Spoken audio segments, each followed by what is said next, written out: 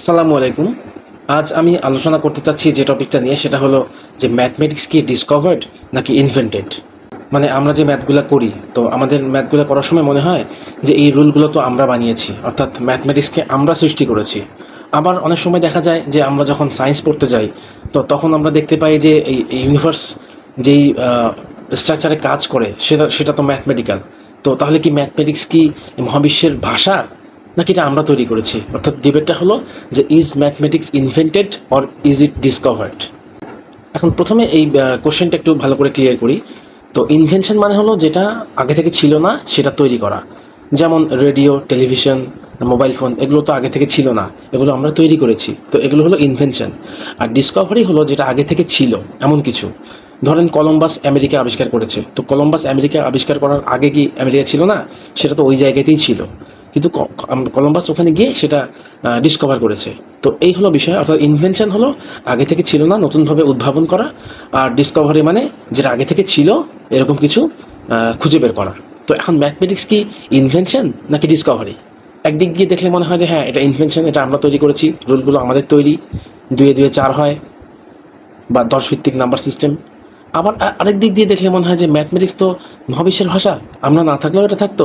So এটাই আজকে আমাদের আলোচনার বিষয়, যে is mathematics discovered or is it invented. আপনি চিন্তা করেন, ধরেন পৃথিবীতে মানুষের অস্তিত্ব আসলো না, তাহলে কি ম্যাথ থাকতো?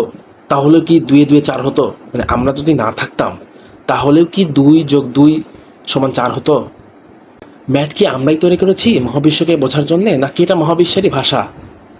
নাম্বার, বহুভুজ, সমীকরণ, এগুলো কি রিয়েল, নাকি জাস্ট কিছু থিওরিটিক্যাল আইডিয়ালের কিছু রিপ্রেজেন্টেশন? তো এই বিষয়ে আসলে দুই ধরনের মতামতই পাওয়া যায়। চলুন, ম্যাথমেটিক্স যে আসলে ডিসকভারি বা এটা যে আসলে মহাবিশ্বের ভাষা, এই নিয়ে কারা কি বলেছেন এটা একটু জেনে আসি আগে। তো সেই 1000 বছর আগের পিথাগোরাস, অর্থাৎ পিথাগোরাসের আমলে বা পাইথাগোরিয়ান যারা ছিলেন, তারা মনে করতেন যে নাম্বার হলো লিভিং এন্টিটি। অর্থাৎ প্রকৃতি যেমন সত্য, পৃথিবী যেমন সত্য, নাম্বারগুলো ছিল জীবন্ত সত্তা। আপনি আমি যেমন জীবন্ত সত্তা, নাম্বারগুলো ছিল জীবন্ত সত্তা, 1 2 3 এগুলা। তাদের পাইথাগোরিয়ানরা নাম্বারগুলোকে জীবন্ত সত্তা মনে করতো। তারা এগুলোকে মহাবিশ্বের রুল মনে করতো। তারা নাম্বার 1কে মনে করতো দ্য মোনাড, অর্থাৎ এই নাম্বার থেকে বাকি নাম্বারগুলো তৈরি। প্লেটোর মতামত ছিল যে ম্যাথমেটিক্যাল কনসেপ্টগুলো আসলে কংক্রিট, এগুলো অ্যাবস্ট্রাক্ট না, এগুলো কংক্রিট। আর মহাবিশ্ব যেভাবে সত্য, নাম্বারগুলো সেভাবে সত্য, এটা প্লেটোর মতামত ছিল। এখন মানে আমরা এটাকে বুঝতে পারি আর না পারি, নাম্বারগুলো রিয়েল। আর ইউক্লিডের মতামত ছিল যে নেচার নিজেই হলো ম্যাথমেটিক্যাল লয়ের একটা এম্বডিমেন্ট বা প্রকাশ, এক্সপ্রেশন। কিন্তু অন্যদিকে কিছু মানুষ মনে করেন যে নাম্বারগুলো, এগুলো রিয়েল বা ইনভেন্টেড যাই হোক না কেন, ম্যাথমেটিক্যাল স্টেটমেন্টগুলো কিন্তু ইনভেন্টেড, মানে এগুলো আমরা তৈরি করেছি। কারণ ট্রুথ ভ্যালুগুলো তো আমরাই দেই, ম্যাথমেটিক্যাল স্টেটমেন্টের ট্রুথ ভ্যালু আমরাই দেই। সো এগুলো তো ইনভেনশন তাদের মতে। তারা বলেন যে ম্যাথমেটিক্স হলো জাস্ট একটা লজিক এক্সারসাইজ, এবং এটা আসলে আমাদের হিউম্যান ব্রেইনের বাইরে এর কোনো এক্সিস্টেন্স নাই। তো ম্যাথমেটিক্স যে ইনভেন্টেড, মানে এটা যে আমরা তৈরি করেছি, এটা যে আসলে ইন্ডিপেন্ডেন্ট কোনো রিয়েলিটি নেই, এই প্রসঙ্গে যারা বলেছেন তাদের কথা চলুন একটু জেনে আসি। 19th সেঞ্চুরির জার্মান ম্যাথমেটিশিয়ান ছিলেন লিওপোল্ড ওয়ানেকার। তো উনি ক্যান্টরের সেট থিওরিকে ক্রিটিসাইজ বা সমালোচনা করেছিলেন। তো ওনার মতামত ছিল, ওনার একটা বিখ্যাত কথা আছে, সেটা হলো god created the natural numbers, all else is the work of man. অর্থাৎ তার কথা হলো যে ঈশ্বর বা ন্যাচারাল নাম্বারগুলো 1 2 3 4 এগুলো তৈরি করেছেন, বাকি কাজ মানুষ করেছে।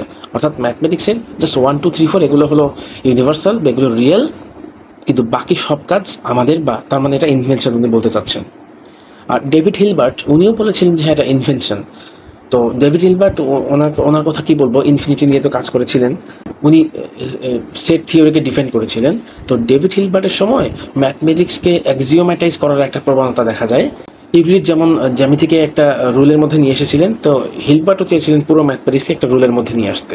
এবং হিলবার্ট এবং অন্যান্য ম্যাথমেটিশিয়ানরা সমসাময়িক, তারা ম্যাথমেটিক্সকে একটা ফিলোসফিক্যাল গেম হিসেবে দেখেছিলেন, বাট দিন শেষে এটা একটা গেম। সো এটা ইনভেনশন তাদের মতে।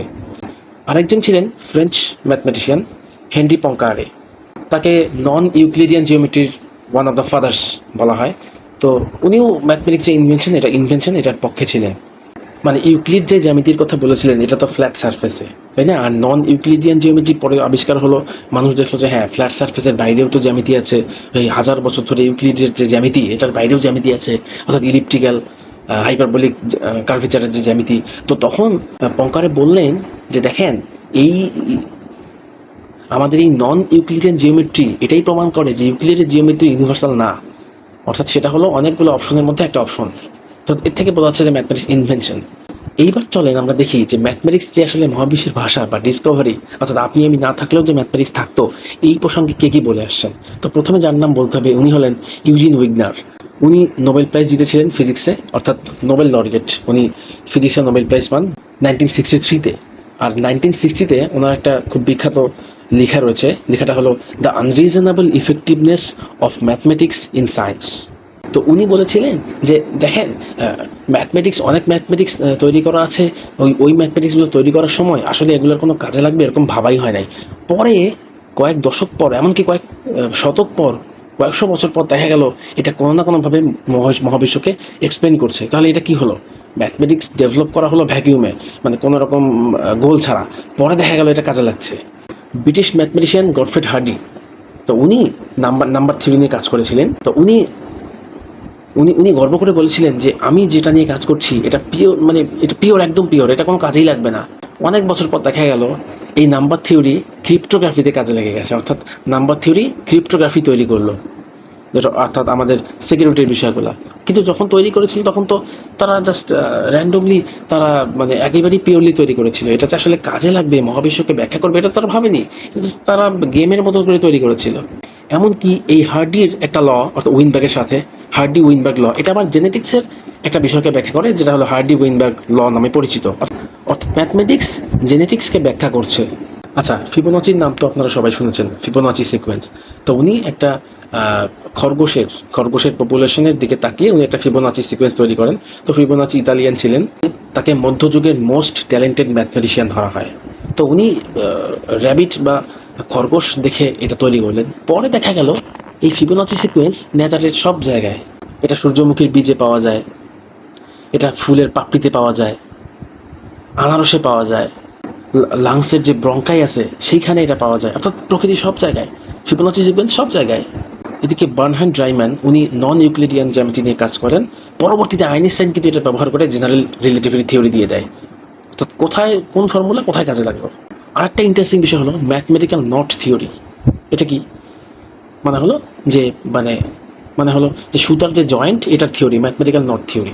তো এই একটা সুতার জয়েন্ট, তো এটা একটা একেবারে টপোলজি টপিক, র্যান্ডমলি এই ম্যাথমেটিক্যাল নট থিওরি ম্যাথমেটিশিয়ানরা ডেভেলপ করে, অর্থাৎ এটা হলো দ্য জিওমেট্রি অফ পজিশন। কিন্তু বিংশ শতাব্দীর শেষ দিকে ডিএনএ কিভাবে আনরাভেল করে এইটা ব্যাখ্যা করতে গিয়ে ম্যাথমেটিক্যাল নট থিওরি কাজে লেগে যায়। অর্থাৎ ম্যাথমেটিক্যাল নট থিওরি জাস্ট একটা জয়েন্টের থিওরি বা জিওমেট্রি অফ পজিশন, এইটা কাজে লেগে যায় ডিএনএ কিভাবে আনরাভেল করে সেটা ব্যাখ্যা করতে।